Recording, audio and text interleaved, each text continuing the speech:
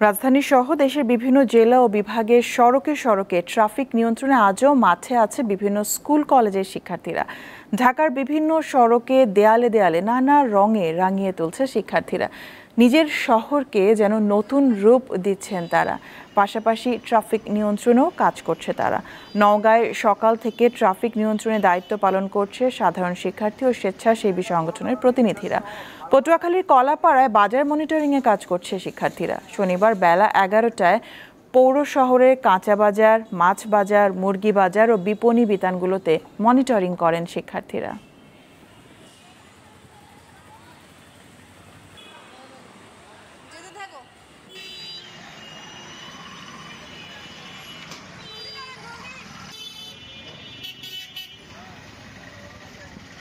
কোনো ধরনের নিজস্ব মালামাল রাখবেন না। আমাদের